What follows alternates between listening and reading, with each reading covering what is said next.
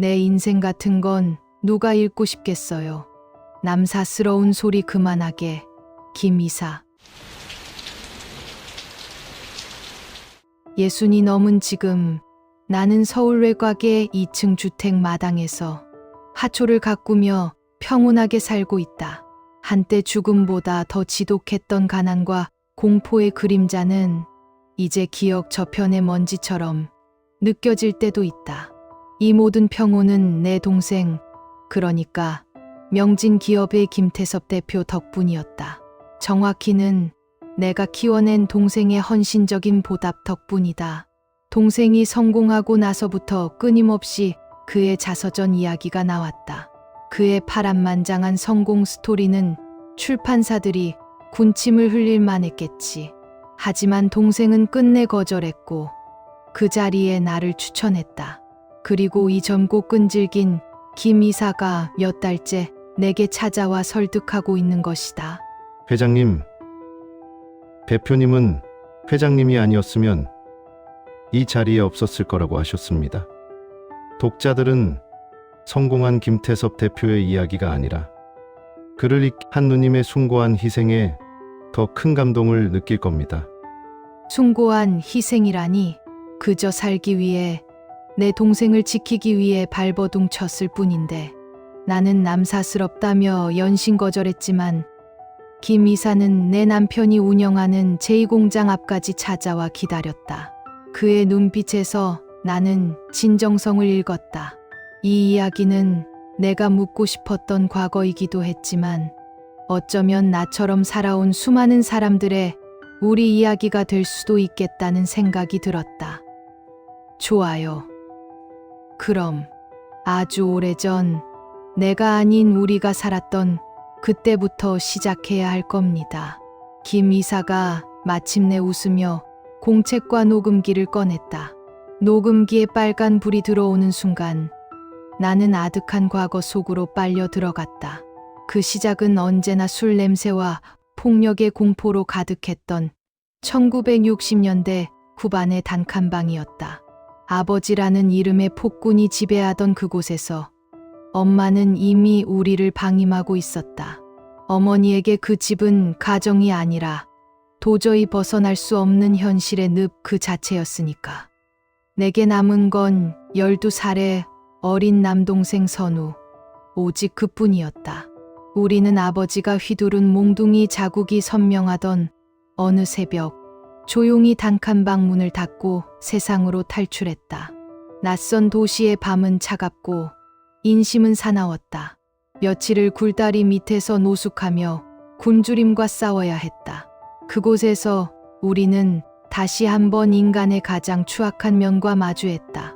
어둠 속에서 불쑥 튀어나온 술 취한 노숙자들이 나를 만지려 할 때 나는 숨조차 쉬지 못하고 얼어붙었다. 그때 7살도 채 안 되었던 동생 선우가 눈에 핏발을 세우고 나타났다. 어디서 구했는지도 모를 나무 강목을 양손에 쥐고 작은 몸으로 필사적으로 울부짖으며 그들을 위협했다. 우리 누나 건드리면 다 죽여버릴 거야. 가란 말이야. 그 작은 몸에서 뿜어져 나오는 처절한 용기가 그들을 쫓아냈다. 나는 그날 내 생명줄이 이 어린 동생에게 달려있음을 깨달았다. 아니, 어쩌면 우리는 서로가 서로의 생명줄이었는지도 모른다. 그때의 선우는 폭력에 굴복하지 않고 끝까지 살아남아 기어이 성공해야겠다고 결심했던 세상에서 가장 강한 아이였다. 그리고 나는 그 아이를 지켜내야 하는 세상에서 가장 절박한 누나였다. 그래, 김 이사, 우리의 이야기는 이렇게 시작되었네. 1969년 서울 변두리의 한 단칸방은 습기와 곰팡이 냄새로 늘 축축했다. 이 단칸방의 주인은 김만식, 그리고 그의 아내 박순영과 두 아이 영숙과 태섭이었다. 아버지는 이미 오래전 조상 대대로 물려받은 땅과 집을 도박과 향락에 탕진하고 남은 것은 이 허름한 단칸방의 월세뿐이었다. 14살의 영숙과 12살의 태섭에게 아버지는 술잔과 몽둥이를 든 폭군이었고 어머니는 지친 노동으로 말을 잃은 그림자였다. 아버지가 집으로 들어서는 시간은 늘 두 남매에게 긴장과 공포의 시작을 알리는 신호탄이었다. 이놈의 집구석에 먹을 건 없고 냄새만 가득해. 고주망태가 된 김만식은 방문을 발로 걷어차며 들어오기 일쑤였고 험악한 욕설은 이미 생활의 일부가 되어버렸다. 아버지는 술에 취하면 세상을 원망했고 그 원망의 대상은 언제나 박순영과 두 아이에게 향했다. 손에 잡히는 모든 것이 무기가 되었으며 낡은 냄비나 심지어는 불붙은 성냥개비까지 아이들 쪽으로 날아오기도 했다. 어머니 박순영은 새벽 오시면 이미 단칸방을 나섰다. 미싱 소리가 끊이지 않는 공장에서 12시간 이상 고된 노동을 견뎠다. 어머니의 몫은 가정을 지탱하는 유일한 경제적 동력이었지만 그 고된 노동은 어머니의 영혼까지 앗아간 듯했다. 지긋지긋해. 이 집구석이 지긋지긋하다. 가끔 박순영이 벽을 보고 혼잣말처럼 중얼거릴 때 그 목소리에는 남편을 향한 분노뿐만 아니라 스스로 벗어날 수 없는 운명에 대한 절망이 가득했다. 어머니는 아이들을 품어줄 여력이 없었다. 어머니에게 두 아이는 폭력과 가난이 끈질기게 따라붙는 이 지긋지긋한 삶의 연장선일 뿐이었다. 영숙은 본능적으로 태섭을 보호했다. 아버지가 위협적인 행동을 시작하면 영숙은 재빨리 태섭을 이불 속에 끌어안고 자신의 몸으로 막았다. 태섭아, 괜찮아. 아무 일 없을 거야. 영숙은 작은 목소리로 속삭였지만 그 목소리는 그녀 스스로에게 하는 주문이기도 했다. 태섭은 어려서부터 아버지를 두려워하기보다는 혐오했다. 그의 눈빛은 매번 아버지를 노려보았고 그 강렬한 증오심은 어린 동생이 버틸 수 있는 유일한 힘이었다. 아버지는 폭력 외에도 여자 편력이 심했다. 가끔씩 아버지의 품에서 낯선 여자의 웃음소리가 새어나오기도 했다. 그럴 때마다 박순영은 벽을 향해 돌아누웠고 영숙은 그날 밤 내내 소리 없는 흐느낌이 단칸방을 채우는 것을 들어야 했다. 어느 날 태섭이 학교에서 돌아왔을 때 교복 윗도리가 흙으로 얼룩져 있었다. 육성회비를 내지 못해 그부들에게 놀림을 받고 싸움까지 벌였던 것이다. 나 학교 안 갈래. 애들이 자꾸 나보고 거지래, 누나. 태섭의 울먹이는 목소리에 영숙은 아무 말도 할 수 없었다. 당장 쌀독을 뒤져봐도 밥 한 술 뜰 쌀알조차 없었다. 어머니의 일주일치 급여는 이미 어제 아버지가 빼서 노름판으로 사라진 뒤였다. 그날 밤 김만식은 술을 마시지 않았는데도 가장 잔인했다. 어머니의 월급을 찾지 못했다는 이유로 아버지는 술잔 대신 몽둥이를 들었다. 어머니는 이미 넋을 놓은 채였다. 그리고 다음 순간 아버지가 휘두른 몽둥이는 태섭의 등에 꽂혔다. 이 빌어먹을 자식아! 내가 내 돈 숨겼지? 태섭은 비명조차 지르지 못하고 쓰러졌다. 그 광경을 목격한 영숙은 더 이상 이 집에 머물러서는 안 된다는 것을 깨달았다. 이곳을 떠나지 않으면 태섭은 아버지가 만든 감옥에서 영원히 썩게 될 것이었다. 다음 날 새벽 아버지가 깊이 잠들었을 때 영숙은 낡은 보자기에 얇은 옷가지 몇 벌과 어머니의 비상금 동전 몇 개를 챙겼다. 그녀는 잠든 태섭의 얼굴을 내려다봤다. 태섭의 등에는 몽둥이 자국이 선명했다. 태섭아, 우리 나가자. 여기서 살면 안 돼. 영숙은 태섭을 조심스럽게 깨웠다. 태섭은 고통에 찬 눈으로 영숙을 바라보다가 고개를 끄덕였다. 나는 이 집이 지긋지긋했어, 누나. 영숙과 태섭은 그날 새벽 아버지가 만들어준 지옥을 탈출하기 위해 단칸방 문을 조용히 닫았다. 문 밖으로 나서는 순간 어머니 박순영의 고단한 발소리는 이미 공장지대 너머로 멀어지고 있었다. 그들은 뒤돌아보지 않았다. 그들에게 그 문은 지옥과 생존의 경계선이었다. 몽둥이가 어린 태섭의 등에 내리꽂혔던 그 밤은 영숙에게 이 지옥 같은 삶의 종말을 의미했다. 쓰러진 동생을 끌어안고 영숙은 밤새도록 흐느꼈다. 그들에게 남은 것은 탈출만이 유일한 목표였다. 다음 날 새벽 아버지 김만식은 술에 취해 깊은 잠에 빠져 있었다. 그의 거친 숨소리는 영숙에게 탈출을 위한 기회를 알리는 소리처럼 들렸다. 영숙은 조심스럽게 움직였다. 어머니 박순영이 쌀독 밑에 숨겨두었던 깡통을 꺼냈다. 그 안에는 꼬깃꼬깃 접힌 지폐 몇 장과 동전들이 전부였다. 이 돈이 두 아이의 전 재산이었다. 이거라도 없으면 태섭이랑 나는 굶어 죽을지도 몰라. 영숙은 죄책감을 느낄 겨를도 없이 돈을 챙겼다. 그녀는 얇은 보자기에 태섭과 자신의 가장 두꺼운 옷 몇 벌을 쌌다. 가장 중요한 것은 몸뿐이었다. 영숙은 잠든 태섭을 깨웠다. 태섭은 등 통증 때문에 잠을 설쳤는지 눈가가 붉게 물들어 있었다. 영숙이 탈출을 속삭이자 태섭은 망설임 없이 고개를 끄덕였다. 그의 얼굴에는 두려움보다 해방감이 먼저 떠올랐다. 영숙 누나, 우리 정말 가는 거야? 응. 우리 여기서 살면 안 돼. 아빠가 언젠가 널 죽일지도 몰라. 나는 괜찮아. 아빠는 언젠가 복수할 거야. 태섭의 말에 영숙은 가슴이 저릿했지만 지금은 복수보다 생존이 먼저였다. 그들이 조심스럽게 문고리를 잡았다. 삐걱거리는 낡은 문이 조그만 소리를 냈지만 깊이 잠든 아버지는 미동도 없었다. 문 밖으로 나서는 순간 새벽의 차가운 공기가 폐 속 깊이 파고들었다. 등 뒤의 단칸방에는 폭력과 절망 그리고 어머니의 지긋지긋한 한숨만이 남아 있었다. 그들은 뒤돌아보지 않았다. 뒤돌아볼 이유가 없었다. 두 아이는 낯선 도시의 새벽 거리를 걷기 시작했다. 영숙은 혹시나 아버지가 깨어나 쫓아올까봐 끊임없이 뒤를 돌아봤다. 하지만 그 누구도 쫓아오지 않았다. 태섭아, 우리 어디로 가야 해? 몰라. 영숙 누나, 그냥 아빠가 절대 못 찾는 곳.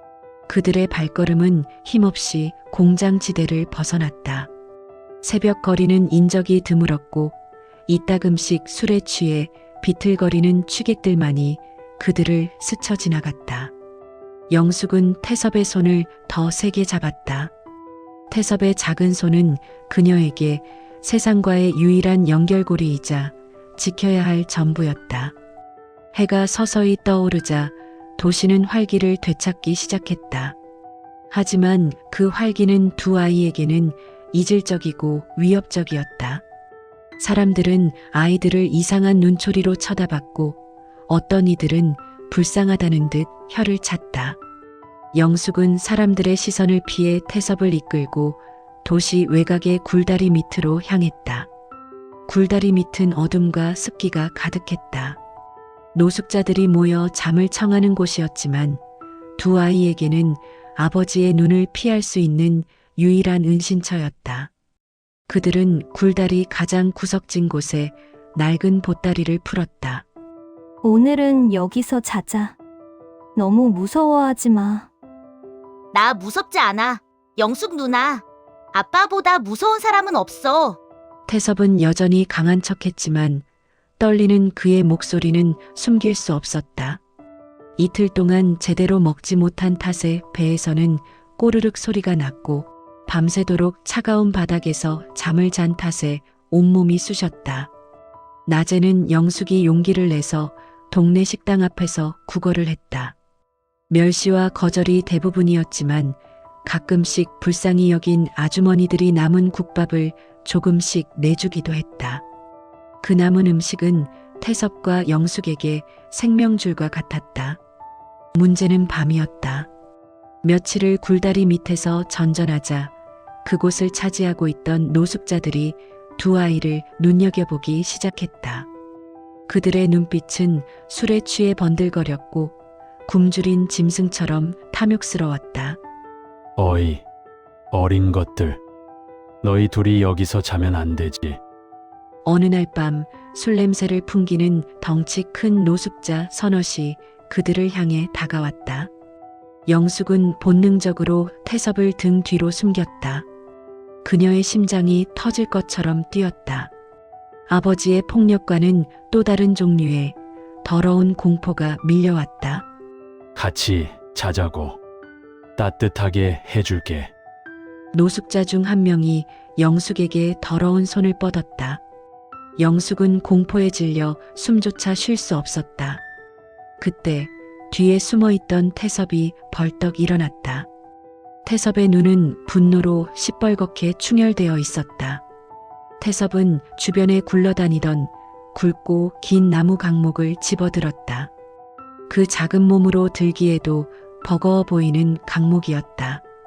그는 그 강목을 양손에 쥐고 노숙자들을 향해 미친 듯이 휘둘렀다. 다 꺼져! 우리 영숙 누나 건드리지 마! 태섭은 괴성에 가까운 울음과 함께 몸부림쳤다. 그의 행동은 두려움이 아닌 순수한 광기에 가까웠다. 노숙자들은 예상치 못한 어린아이의 격렬한 저항과 광기에 당황했다. 이 어린 놈의 하필 오늘 같은 날. 노숙자들은 욕설을 내뱉으며 뒤로 물러났다. 그들은 아이들에게 더 시간을 낭비할 생각이 없었고 결국 어둠 속으로 사라졌다. 영숙은 다리가 풀려 주저앉았지만 태섭은 강목을 든 채 덜덜 떨리는 몸으로 노숙자들이 사라진 방향을 노려봤다. 영숙 누나, 괜찮아? 내가 지켜줄게. 태섭의 눈물을 본 영숙은 그를 꽉 끌어안았다. 이 굴다리 밑은 안전하지 않았다. 그들은 다시 도망쳐야 했다. 태섭의 용기는 그들을 구해줬지만 그들의 절박한 도피는 계속되어야 했다. 영숙은 태섭을 이끌고 굴다리 밑을 벗어나 다시 낯선 도시의 외곽, 공장지대를 향해 걷기 시작했다. 그들의 목적지는 여전히 알 수 없는, 그러나 폭력이 없는 곳이었다. 굴다리 밑을 떠난 두 남매는 도시의 가장 외진 구석을 찾아 헤맸다. 그들이 도착한 곳은 곧 재개발을 앞둔 듯 폐허가 된 구역의 모퉁이였다. 낡은 상가 건물의 뒷골목, 사람들의 발길이 닿지 않는 쓰레기 더미 옆이 그들의 새로운 거처가 되었다. 냄새는 지독했지만 인간의 위협으로부터는 잠시나마 멀어진 듯했다. 이곳에서의 삶은 이전의 단칸방만큼이나, 아니 어쩌면 더 가혹했다. 모든 것은 스스로 쟁취해야 했다. 김영숙은 생존을 위한 본능적인 규칙을 세웠다. 첫째, 절대 한 곳에 오래 머물지 않는다. 노숙자, 물이나 경찰의 눈에 띄지 않게 한다. 둘째, 혼자 다니지 않는다. 무슨 일이 있어도 태섭의 손을 놓지 않는다. 셋째, 굶어 죽지 않는다. 방법을 가리지 않고 무조건 먹을 것을 구한다. 이 규칙은 14살 소녀가 동생을 지키기 위해 만든 영숙의 생존 법칙이었다. 낮이 되면 영숙은 태섭을 버려진 창고 구석에 숨겨두고 먹을 것을 찾아 나섰다.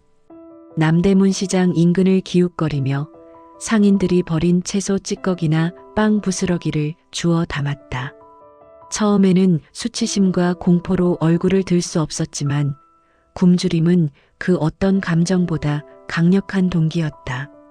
어느 날은 시장 상인들이 물건을 운반하는 것을 보고 용기를 냈다. 자신의 어린 나이와 마른 몸으로는 무거운 짐을 들 수 없었지만 절박함을 무기로 상인에게 매달렸다. 아저씨, 저 이거 옮겨드릴게요. 품삯으로 밥 한 그릇만 주세요. 처음에는 무시당했지만 끈질기게 매달리자 한 생선가게 주인이 마지못해 지게에 담긴 생선 상자를 맡겼다. 상자는 영숙의 몸무게보다 무거워 보였고 비린내가 진동했다. 영숙은 이를 악물고 좁은 골목길을 걸었다. 땀이 비 오듯 쏟아졌고 다리는 후들거렸다. 상자를 내려놓는 순간 그녀는 주저앉아 숨을 몰아쉬었다. 생선가게 주인은 약속대로 밥 한 그릇과 시래기국을 내주었다. 밥은 이미 식었지만 영숙에게는 세상에서 가장 진수성찬이었다. 그녀는 숟가락을 드는 대신 허겁지겁 밥을 보자기에 싸기 시작했다. 태섭에게 가져다 줘야 했다. 너 안 먹고 뭐해? 다 식겠다. 주인이 퉁명스럽게 말했지만 영숙은 고개를 숙였다. 태섭이랑 같이 먹을게요. 감사합니다. 그 작은 밥 한 덩이를 들고 태섭에게 달려갈 때 영숙은 자신이 이 세상에서 가장 강한 사람처럼 느껴졌다. 생존 그 자체가 그녀를 지탱하는 힘이었다. 한편 태섭은 혼자 남아 영숙을 기다리는 시간이 가장 힘들었다. 그는 창고 구석에 웅크리고 앉아 노숙자들에게 휘둘렀던 나무 강목을 손에 쥐고 있었다. 강목은 태섭에게 세상의 폭력에 맞설 수 있는 유일한 방어막이었다. 그는 아버지가 자신을 때리던 순간 굴다리 밑에서 누나를 위협하던 노숙자들의 얼굴을 끊임없이 떠올렸다. 내가 약해서 당하는 거야. 내가 힘이 있으면 영숙 누나를 지킬 수 있어. 태섭의 마음속에는 복수심과 함께 힘에 대한 갈망이 거대한 그림자처럼 들이우기 시작했다. 그는 영숙이 가져온 밥을 먹으면서도 말을 아꼈다.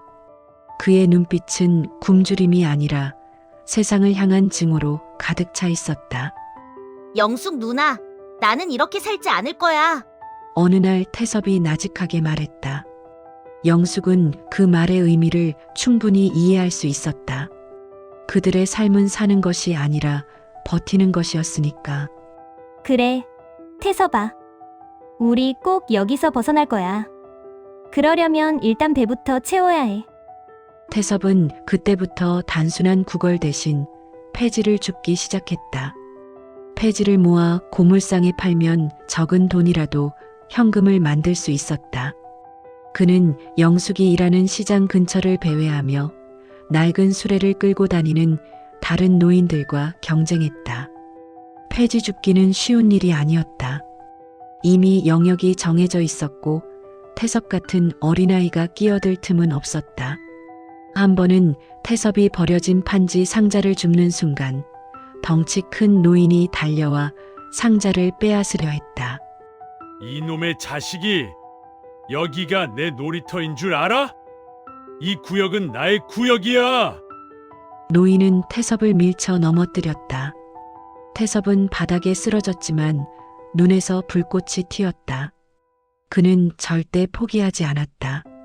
아버지를 향했던 그 증오심을 그대로 노인에게 투사했다. 태섭은 흙을 움켜쥐고 벌떡 일어나 노인에게 달려들었다. 이빨을 드러내며 악을 쓰자 오히려 노인이 당황하며 뒷걸음질 쳤다. 이 악마 같은 놈. 태섭은 판지를 챙겨 달아났고 노인은 뒤에서 욕설만 퍼부었다. 태섭은 깨달았다. 세상은 더러운 폭력을 가진 자의 것이 아니라 더러움에 맞설 용기를 가진 자의 것이라는 것을. 그의 영혼은 이미 더 이상 어린아이의 것이 아니었다. 그의 12살짜리 육체는 생존 본능에 의해 단단하게 무장된 작은 투사였다. 이 지독한 생존의 싸움 속에서 영숙은 생존의 기술을, 태섭은 증오와 갈망을 배우고 있었다. 그들의 삶은 한 치 앞도 보이지 않는 어둠 속이었지만 서로의 존재는 그 어둠 속에서 유일하게 빛나는 횃불이었다. 그들은 서로를 붙잡고 도시의 가장 차가운 그림자 속에서 하루하루를 버텨냈다. 계절은 어느덧 초겨울로 접어들고 있었다. 도시의 냉기는 뼈를 파고들었고 폐허 구석의 은신처는 더 이상 추위를 막아줄 수 없었다. 태섭은 심한 감기에 걸려 며칠째 열에 시달렸다. 영숙은 동생의 이마에 젖은 천을 올려주었지만 약을 구할 돈도 마땅히 해줄 수 있는 것도 없었다. 절망이 영숙의 가슴을 옥죄었다. 태서봐, 조금만 참아. 영숙 누나가 금방 따뜻한 거 구해올게. 태섭은 희미한 목소리로 영숙을 불렀다. 누나, 나는 여기서 죽지 않을 거야. 절대. 그의 투지가 가득했던 눈빛은 희미해져 있었지만 죽지 않겠다는 의지만큼은 여전히 강했다. 영숙은 동생의 얇은 옷 위에 자신의 헌옷을 덮어주고는 필사적인 마음으로 거리로 나섰다. 영숙이 향한 곳은 동네 공장지대였다. 시장에서 구걸하는 것보다 혹시나 일거리를 얻을 수 있을까 하는 마지막 희망이었다. 낡은 벽돌 건물들이 빽빽하게 들어선 골목을 지나던 중 한 작은 철물 가공 공장 앞에서 멈춰 섰다. 대성 철강이라고 쓰인 간판은 녹이 슬어 희미했지만 안에서는 기계 돌아가는 소리가 활기차게 들려왔다. 영숙은 용기를 내어 공장 문 앞에 서성거렸다. 그때 중년의 푸근한 인상을 가진 공장 사장님이 작업복 차림으로 문을 열고 나왔다. 그는 담배를 한 대 피우려다가 문 앞에서 떨고 있는 영숙을 발견했다. 얘야, 여기서 뭐하니? 춥지 않니? 사장님의 목소리는 이 험한 세상에서 영숙이 들어본 적 없는 진심으로 걱정하는 어투였다. 영숙은 순간적으로 눈물이 핑 돌았지만 정신을 차리고 고개를 숙였다. 저 아저씨, 저랑 제 동생이 며칠째 굶었어요. 일 시켜주시면 뭐든 할게요. 품삯 쓴 밥으로 주셔도 돼요. 사장님은 잠시 영숙을 훑어보았다. 그의 눈에는 동정심과 함께 억척스러운 생존력이 공존하는 어린아이의 절박함이 보였다. 사장님은 한숨을 쉬며 담배를 입에 물지 않고 다시 주머니에 넣었다. 동생도 있다고? 너희 부모님은 어디 계시고? 영숙은 아버지가 술주정뱅이라는 사실과 어머니가 집을 나간 듯한 상황을 짧게 설명했다. 차마 모든 진실을 말할 수는 없었다. 사장님은 말없이 고개를 끄덕였다. 그도 이 험한 세상의 뒷골목 사정을 알았던 것일까? 일은 좋다. 밥은 먹여줄 수 있지. 대신 공장 청소도 하고 자잘한 잔심부름도 해야 해. 밤에 쉴 곳도 제공해야 할 텐데. 사장님은 잠시 망설이더니 공장 뒤편의 낡은 창고를 가리켰다. 저기 창고는 지금 비어 있으니 청소하고 거기서 지내거라. 임금은 나중에 일 잘하면 따로 생각해 줄게. 일단 오늘은 들어와서 따뜻한 물에 몸부터 녹여야지. 영숙은 눈물을 쏟을 뻔했다.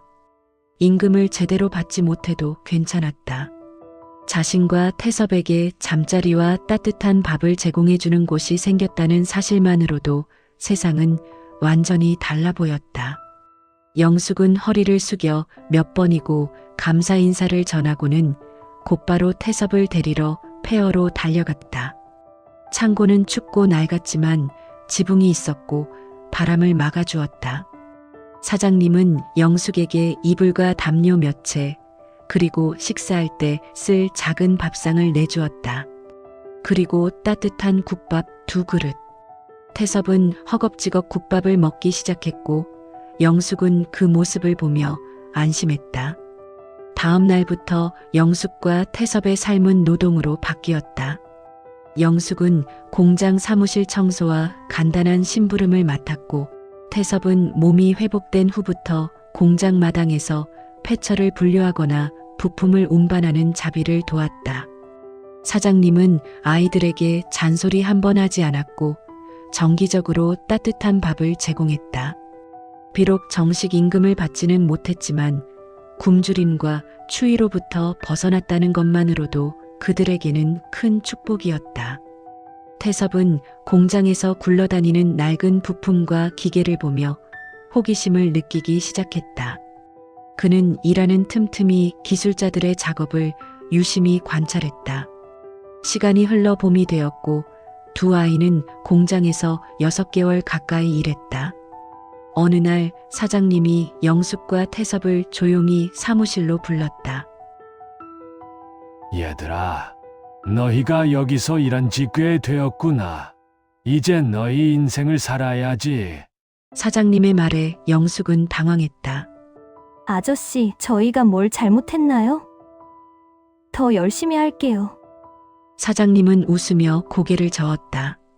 잘못한 것 없어. 너무 잘했지. 하지만 너희는 여기서 평생 살 아이들이 아니야. 특히 태섭, 너는 눈빛이 예사롭지 않아. 공부를 더 하든 기술을 배우든 너희가 원하는 곳으로 가야 해. 사장님은 두툼한 봉투 하나를 내밀었다. 이건 너희가 여기서 일한 퇴직금이다. 사실 매달 임금을 제대로 줄 수 없었지만 나는 너희가 나갈 때 이 돈을 주려고 매달 따로 저축을 해두었지. 생각보다 많을 거다. 이 돈이면 단칸방이라도 잡을 수 있을 거야. 이 돈으로 너희 인생을 살아보거라. 영숙은 눈앞의 봉투를 믿을 수 없었다. 정식 임금보다 훨씬 많은 배려와 선의가 담긴 돈이었다. 영숙은 결국 무너져 내렸다. 세상은 아버지 같은 사람만 있는 줄 알았는데 이렇게 따뜻한 사람도 있다는 사실에 그녀는 눈물을 멈출 수 없었다. 태섭은 묵묵히 봉투를 바라보았다.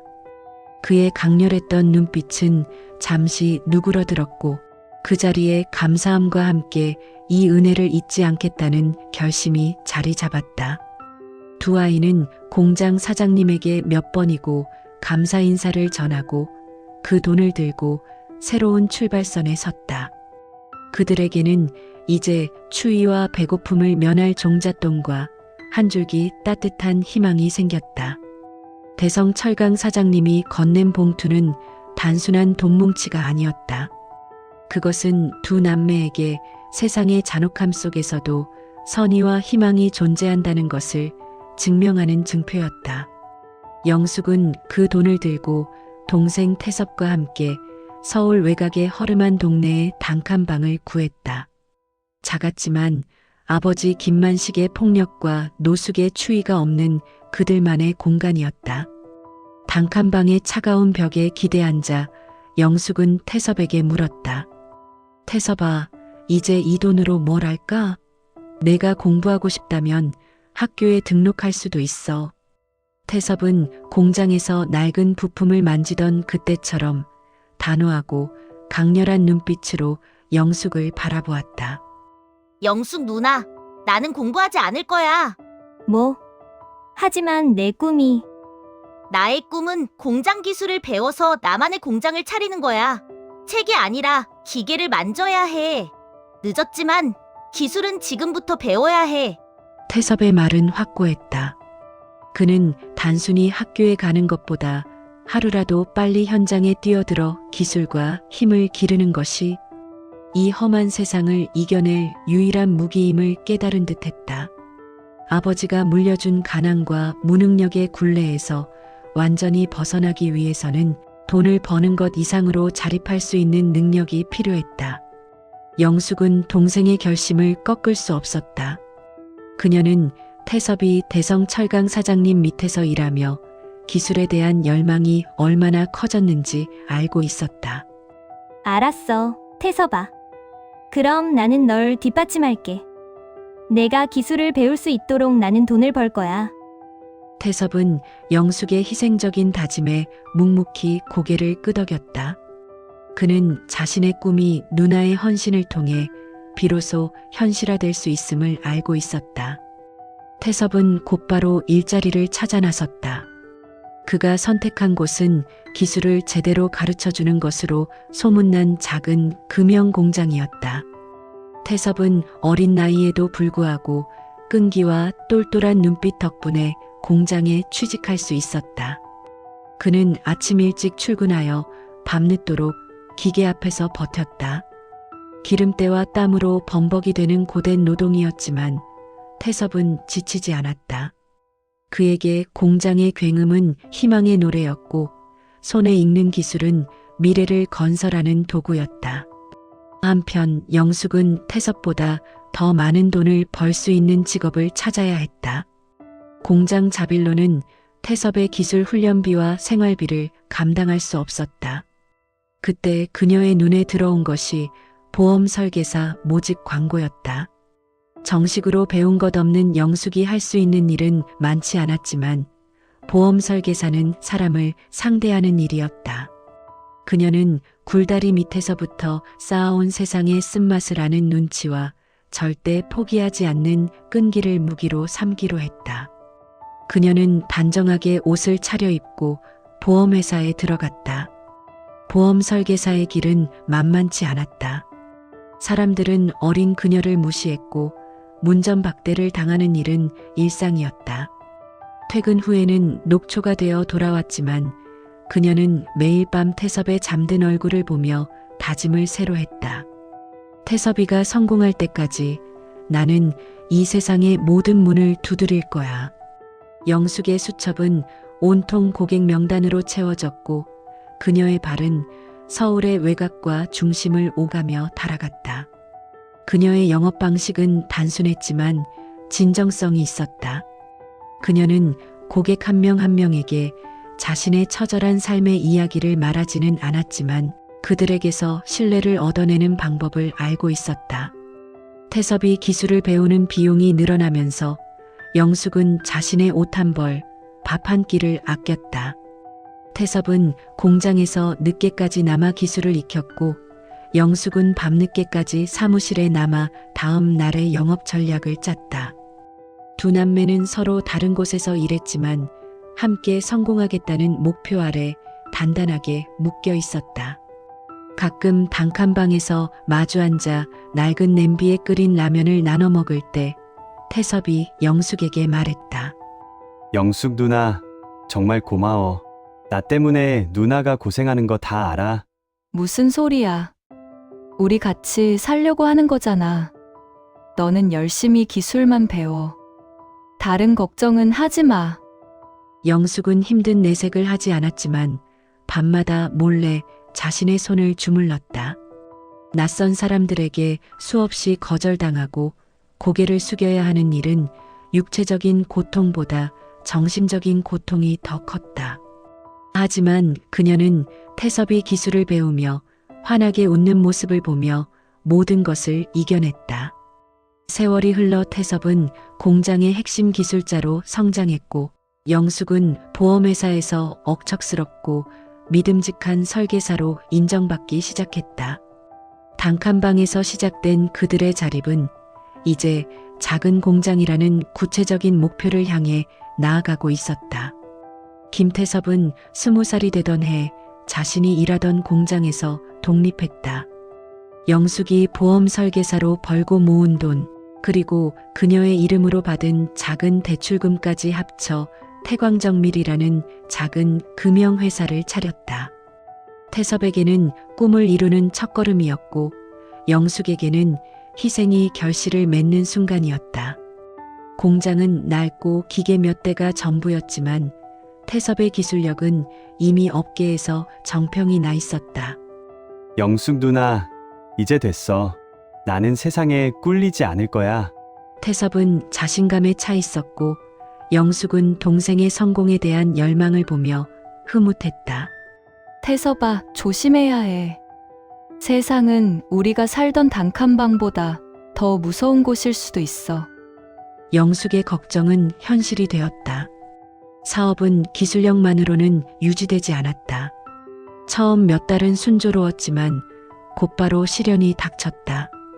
태섭의 순진함을 이용하려는 나쁜 사람들이 나타나기 시작한 것이다. 태섭은 그들의 달콤한 말에 속아 거래를 확장했지만 곧바로 대금을 떼이는 일이 발생했다. 가장 큰 거래처라고 믿었던 회사가 갑자기 부도가 나면서 태광정밀은 큰 타격을 입었다. 영세한 하청업체였던 태광정밀에게는 치명타였다. 이럴 수가 없어. 밤새워 일해서 납품했는데 돈을 못 받는다니. 태섭은 절규했다. 그는 기술만 알았지 세상의 복잡하고 치졸한 상술은 알지 못했다. 사기꾼들은 태섭의 약점을 파고들었고 사업은 시작 1년 만에 풍비박산 날 위기에 처했다. 공장의 빚은 눈덩이처럼 불어났고 영숙이 대출받았던 돈까지 위협받는 상황이었다. 태섭은 절망에 빠져 술에 의존하기 시작했다. 아버지를 증오하며 성공을 꿈꿨던 그였지만 결국 아버지와 다를 바 없는 무력함과 좌절감에 시달리는 자신을 발견했다. 영숙 누나, 나는 안 되나 봐. 결국 나도 그 사람처럼 되는 건가 봐. 태섭의 무너지는 모습에 영숙은 가슴이 찢어졌다. 하지만 그녀는 단 한 번도 동생을 비난하지 않았다. 그녀는 태섭을 일으켜 세울 방안을 필사적으로 찾았다. 영숙은 보험 설계사로 일하며 쌓았던 인맥을 활용하기로 결심했다. 그녀는 고객 중 신뢰할 만한 중소기업 사장들을 찾아가 동생의 기술력과 현재의 억울한 상황을 호소했다. 그녀는 상품을 팔 때보다 더 간절하게 동생의 사업을 설명했다. 사장님, 제 동생은 기술 하나만큼은 대한민국 최고입니다. 단지 세상 물정을 몰랐을 뿐이에요. 제발 한 번만 기회를 주십시오. 제 모든 것을 걸겠습니다. 영숙의 진정성과 그동안 그녀가 쌓아온 신뢰가 빛을 발했다. 고객 중 한 명인 한성철 사장이 태섭의 기술력을 직접 확인해 보겠다며 공장을 방문했다. 한 사장은 태섭이 만든 시제품을 꼼꼼히 살폈고 그의 기술력이 뛰어나다는 것을 인정했다. 한 사장은 태섭에게 계약을 제안했다. 안정적인 물량을 공급하는 대신 태섭에게는 기술 개발에만 집중할 것을 주문했다. 이 계약은 태광정밀을 다시 일으켜 세울 수 있는 재기의 발판이 되었다. 사업이 안정화되자 영숙의 삶에도 따뜻한 봄날이 찾아왔다. 그녀는 보험 설계사 시절 가장 건실하고 성실했던 고객 한성철 사장과 가까워졌다.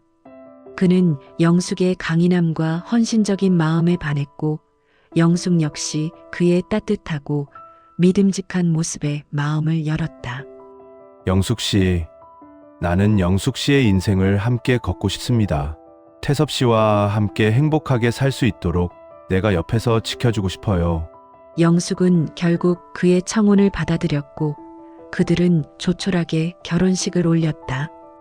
태섭은 누나의 결혼을 진심으로 축하했다. 그는 이제 누나에게 빚진 모든 것을 갚아야 한다는 책임감을 느꼈다. 태섭은 누나와 매형의 도움을 받아 사업에 더욱 매진했다. 태광정밀은 안정적인 성장을 거듭했고 태섭은 마침내 성공한 기업가의 궤도에 올라섰다. 세월이 훌쩍 흘렀다. 김태섭이 운영하는 태광정밀은 이제 어엿한 중견기업으로 성장했다. 그는 서울 외곽에 자리한 2층짜리 단독주택을 지어 영숙 부부에게 선물했다. 영숙의 남편 한성철은 태섭의 제2공장 사장을 맡아 경영을 도왔다. 영숙은 드디어 지긋지긋했던 가난의 굴레에서 벗어나 편안하고 안정적인 삶을 누리고 있었다. 영숙 누나, 이제 누나는 고생 끝이야. 나머지는 나에게 맡겨. 태섭은 누나를 볼 때마다 과거의 미안함과 고마움을 갚으려는 듯 헌신적이었다. 영숙은 마당에서 꽃을 가꾸는 평화로운 일상 속에서 과거의 악몽이 잊히기를 바랐다. 하지만 삶은 그렇게 쉽게 과거를 묻어두지 않았다. 어느 늦은 오후 영숙이 마당에서 화분에 물을 주고 있을 때였다. 허름한 차림에 꾀재재한 인상의 낯선 남자가 대문 앞에 서성거리고 있었다. 남자는 잔뜩 주눅든 모습이었지만 영숙은 한눈에 그가 누구인지 알아차릴 수 있었다. 누구? 세요. 영숙은 본능적으로 태섭에게 이 사실을 알리기 위해 몸이 굳었다. 남자는 비틀거리며 영숙에게 다가왔다. 그의 눈은 술과 세월에 찌들어 있었지만 그 안에 박혀있던 도끼만은 여전했다. 영수가 나야. 내 아버지. 김만식이었다. 수년 동안 빚에 쫓겨 도망자 신세로 살았다는 소문만 들리던 그가 두 남매의 성공 소문을 듣고 찾아온 것이었다. 영숙의 얼굴은 순식간에 차갑게 얼어붙었다. 수십 년 만에 만난 아버지에게서 그녀가 느낀 것은 그리움이 아니라 끔찍했던 과거의 공포였다. 무슨 일로 오셨습니까? 저희는 당신 같은 아버지 둔 적 없습니다. 영숙은 목소리가 떨리는 것을 억누르며 차갑게 대꾸했다. 김만식은 영숙의 태도에 당황하면서도 구걸하듯 매달렸다. 영수가 빚쟁이들이 나를 죽이려고 해. 너희 둘 잘 살고 있다는 소문 들었다. 아버지 좀 살려다오. 옛날 일은 다 잊고. 옛날 일? 당신 때문에 나와 태섭이가 굴다리 밑에서 벌레처럼 살았던 걸 잊으라고요? 당장 돌아가세요. 영숙은 단호하게 문을 닫으려 했지만 김만식이 문틈에 발을 끼워 넣었다. 그 순간 태섭이 퇴근하여 차를 몰고 집으로 들어섰다.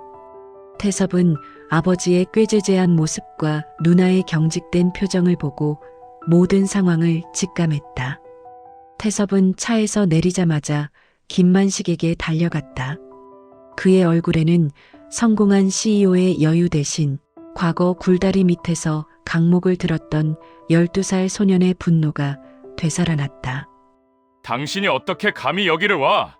내 눈앞에서 당장 사라져! 태섭은 김만식의 멱살을 잡고 거칠게 밀쳤다. 김만식은 힘없이 주저앉았다. 그는 자식들의 냉대에 분노하기보다 생존을 위한 마지막 기회를 놓칠까 두려워했다. 태섭아, 제발. 나는 곧 죽을지도 몰라. 그리고 내 엄마 소식도 들고 왔어. 태섭과 영숙은 동시에 멈춰섰다. 엄마 박순영은 두 남매가 집을 떠난 후 어머니가 공장에 계속 다녔는지 어떻게 되었는지 전혀 알 수 없었다. 어머니의 이름은 금기어였다. 어머니가 어떻게 되셨는데요? 태섭이 간신히 물었다. 김만식은 바닥에 주저앉은 채 퉁명스럽게 대답했다. 병으로 죽었어.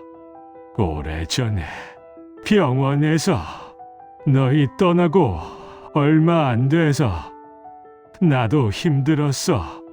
영숙은 충격으로 말이 나오지 않았다. 어머니가 병으로 돌아가셨다니. 그 지긋지긋한 단칸방에서 벗어나지 못하고 홀로 병마와 싸우다 돌아가신 것일까?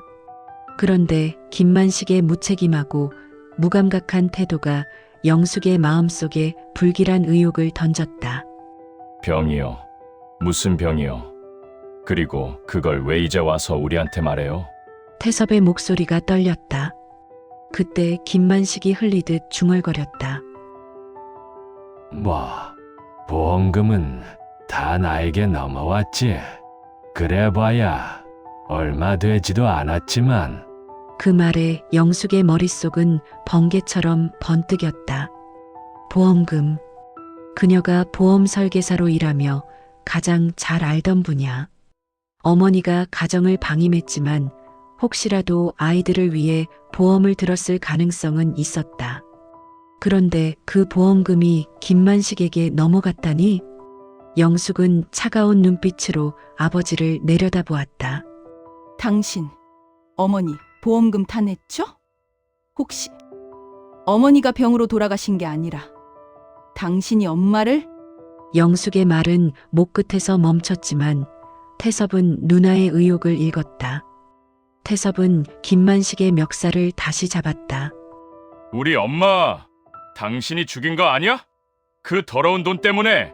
김만식은 억울하다는 듯 손을 내저었지만 그의 눈빛은 이미 거짓을 숨기지 못하고 흔들리고 있었다. 두 남매의 오랜 증오심은 이제 어머니의 죽음이라는 충격적인 진실 앞에서 폭발 직전에 놓여 있었다. 그들은 김만식을 용서할 생각이 추호도 없었다. 이 남자는 그들의 삶에서 영원히 제거되어야 할 악의 축이었다. 김태섭은 아버지 김만식의 멱살을 움켜쥔 채 수십 년 동안 억눌러왔던 분노를 토해냈다.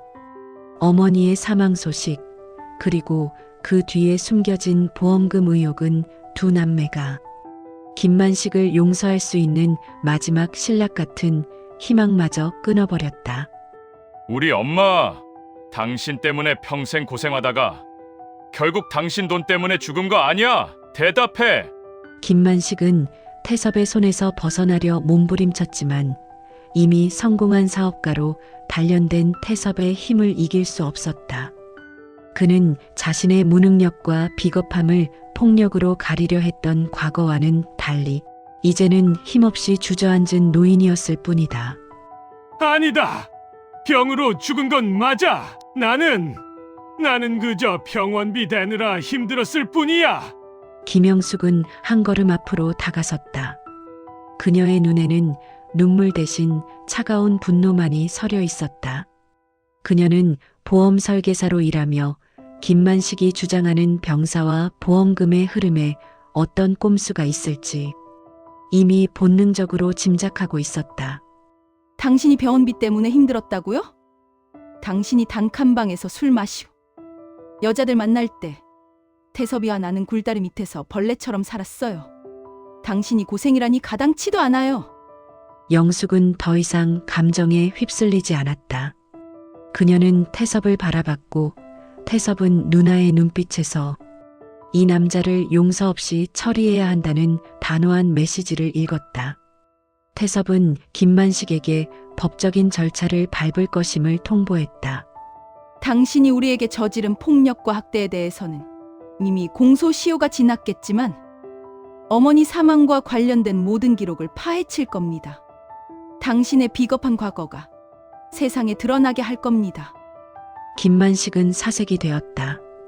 빚에 쫓겨 살던 도망자에게 법적인 심판과 과거 폭로는 가장 치명적인 위협이었다. 안 돼! 태섭아! 영수가 나는 너희 아버지야! 제발 살려줘! 김만식은 무릎을 꿇고 애원했지만 그들의 마음은 이미 굳게 닫혀 있었다. 그들이 필요했던 것은 아버지의 후회나 용서가 아니라 완벽한 단절과 응징이었다. 김만식 씨, 아버지라는 이름으로 불릴 자격은 이미 오래전에 당신이 스스로 버렸어요. 영숙은 경찰에 연락하지 않았다. 대신 그녀는 변호사를 통해 김만식의 모든 경제 활동을 조사했고 그가 숨겨놓은 불법적인 이득과 채무 관계를 낱낱이 파헤쳤다. 태섭은 자신의 인맥과 재력을 동원해 김만식을 쫓는 빚쟁이들에게 정보를 흘렸다. 두 남매의 복수는 피를 흘리는 물리적인 복수가 아니었다. 그것은 김만식이 가장 소중히 여기는 생존 그 자체를 송두리째 무너뜨리는 지능적이고 경제적인 심판이었다. 김만식은 다시 한번 세상의 가장 어두운 밑바닥으로 내몰렸다. 그가 자식들에게 고통을 주었던 것처럼 그는 평생 빚과 공포 속에서 도망쳐 다니는 신세가 되었다. 태섭은 아버지에게 마지막으로 분노의 절규를 쏟아냈다. 당신은 평생 우리에게 아무것도 주지 못했어. 우리가 어떤 삶을 살았는지 알아. 단칸방에서 굴다리 밑까지. 이 모든 고통을 당신에게 되돌려줄 거야. 그 말을 끝으로 두 남매는 김만식을 그들의 시야에서 완전히 지워버렸다. 더 이상의 미련도 눈물도 없었다. 그들의 복수는 완벽하게 성공했다. 저녁이 되고 영숙과 태섭은 단독주택의 거실에 마주 앉았다.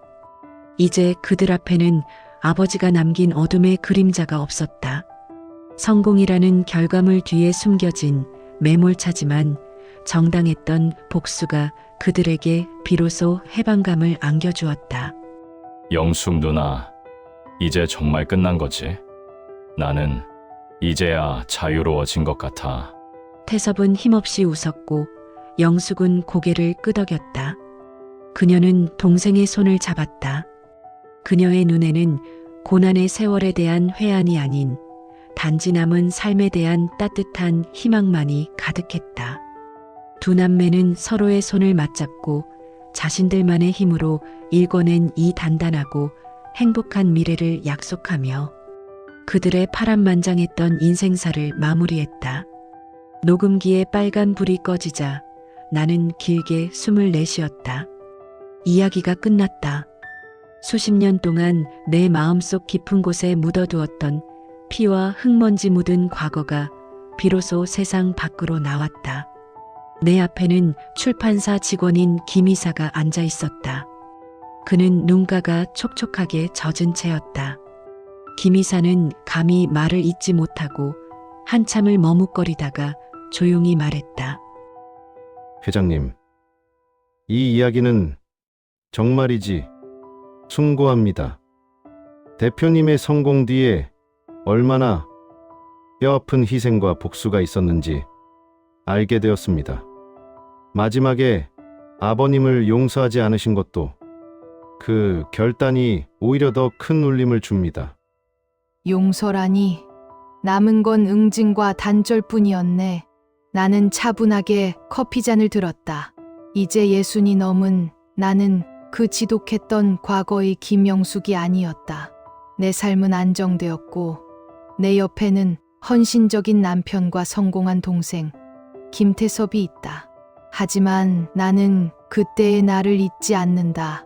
단칸방에서 도망쳤던 14살의 나, 굴다리 밑에서 노숙자들에게 위협받던 나, 그리고 동생을 위해 모든 것을 걸었던 20살의 나. 사실 그 긴 이야기를 쏟아내는 동안 나는 단 한 번도 눈물을 흘리지 않았다.